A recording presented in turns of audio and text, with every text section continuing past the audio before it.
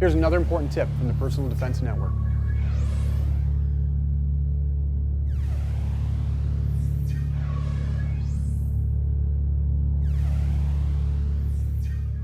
Okay, Chris, you've gone over the fundamentals of CORR, but of course we want to get up off the couch, we want to train it. And the best way to train it is with a partner.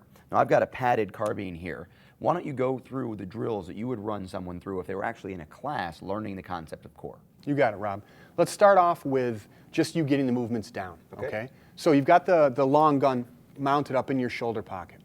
And we're going to start off with the four main parts of CORR. Clamp. You're going to clamp the long gun underneath your strong side arm.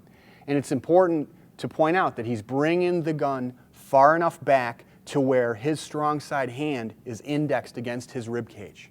Right, if I didn't have a rear sight post, we don't have a carrying handle here, that's still a good place to index this. You're going to have to adapt this to whatever long gun you have at home. Exactly.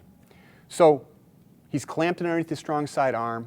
And real quick, let's take a moment and look at one of our other main principles, and that's firearm real estate.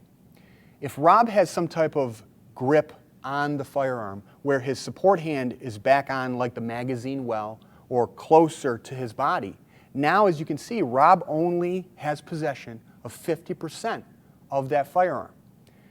That's not real good, because if I'm his attacker and I grab a hold of the muzzle of this gun, I've got 50%, he's got 50%, and now we get into a numbers game of who's bigger and stronger. However, if Rob moves his support hand forward, more forward on the long gun, now Rob has possession of a lot more of the carbine than I do. And if I grab up here, he still has better control than me. So it's important that whatever grip you maintain on the long gun, you maintain the maximum real estate on that firearm. So that's clamp. He's got it clamped underneath his strong side arm. Next is orient. If I've grabbed a hold of the muzzle of this long gun, if Rob decides to utilize lethal force, he needs to orient that muzzle onto my center line. So Rob moves in whatever way or fashion that he needs to get that muzzle right on the center line of my body. Now, ram. Rob's going to ram forward into me with that muzzle. He's going to take an aggressive step forward and then retract, step backwards again. And I want to emphasize that you notice that Rob didn't extend his arms, because if I'm bigger than him and he extends his arms, it's more likely I'm going to have control of this than he is. So Rob kept it clamped underneath his arm. He used the muzzle and aggressive forward body movement to get me off of that long gun. The third drill that we're going to practice and look at is now where Rob's firearm awareness is broken down. Maybe he's moving down the hallway and he looks at something off to his left. He does not get visual on me, and I actually get a hold of that long gun. So now it's up to Rob. It's his responsibility to retain the gun. He clamps, he orients, he rams, and he retracts. And we're going to practice this nice and slow a couple times, and then we'll go and we'll put a little bit of juice into it. You ready, Rob? Ready. Excellent.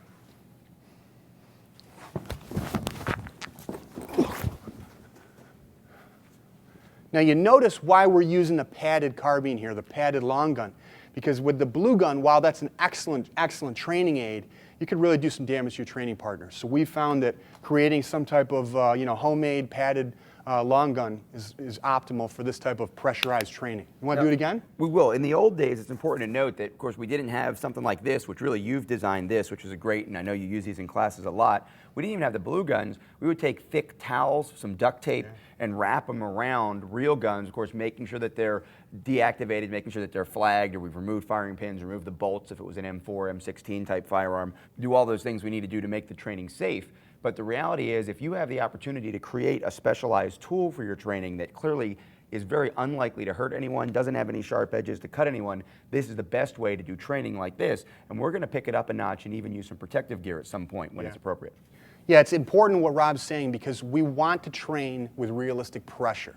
If we do everything in the air solo, we gain skill, but we don't really get that realistic response that we want, so that we're really prepared in case this happens in real life. Let's switch sides, see how this looks from the other side also. Is that way we get a practice on both ends? You got it. Great. So we'll start off with the second situation where Rob's coming down that hallway and his firearm awareness is kicked up. He visualizes me. I start to come towards him. He clamps, he orients. Now, if I reach for that gun, he can either utilize lethal force, or he can utilize the firearm in some type of combative manner. He can switch his grips, which we're going to get into. This third situation, again, is where, or drill, is where Rob's moving down that hallway and he doesn't see me. He's looking off to his right. I get a hold of the firearm. He clamps, he orients, he pushes, and he pulls. Good job, Rob. Okay. Little pressure? Yeah, let's put a little pressure to it.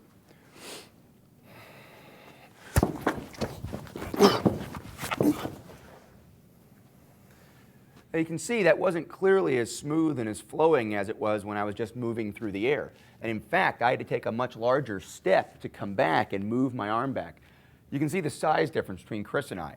If your adversary is bigger than you, you might need to apply more force, more core strength, and more motion on your firearm. Practicing with someone smaller, bigger, whatever it may be is important, understanding that these things don't just happen magically. You actually need to put effort and force into it. And again, that's another reason to have the padded firearm. If you found this video helpful, make sure to post a comment at thepersonaldefensenetwork.com.